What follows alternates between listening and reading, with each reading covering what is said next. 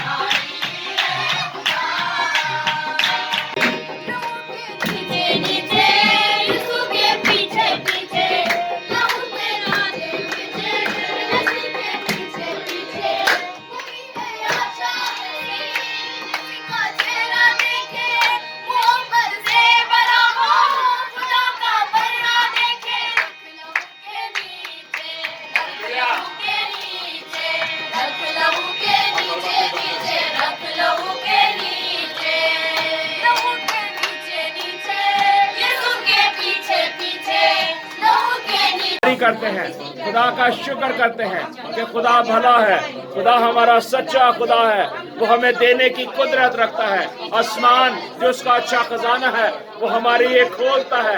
हम शुक्र करते हैं, उसकी तारीफ करते हैं कि खुदा ने अपने कलाम को नाज़िल फरमाया। खुदा ने हमें आज बरकत दी ताकि उस कलाम के वसीले से, जिसका कलाम हमारे कदमों के लिए चिराग है, राह के लिए रोशनी है, वो खजाना जो उसके पास है, वो कहता है मांगो तो दिया जाएगा, ढूंढो तो पाओगे, खटखटाओ तुम्हारे वास्ते खोला जाएगा। आज हम खुदावंद का शुक्र करें कि उसने जो हमें दिया है, इस मिट्टी के बर्तन में जो खजाना डाला है, उसके लिए खुदा का शुक्र करें, उसकी तारीफ करें। Hallelujah, hallelujah. खुदावंद का शुक्र हो, खुदावंद का शुक्र हो। हालेलुया, खुदावंद का शुक्र हो, उसकी तारीफ हो। हालेलुया।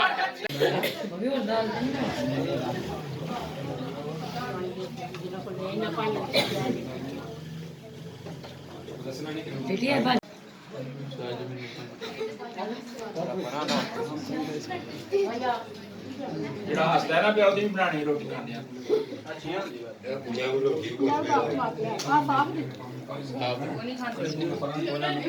ਮੈਂ ਕੱਲ ਲੱਗੀ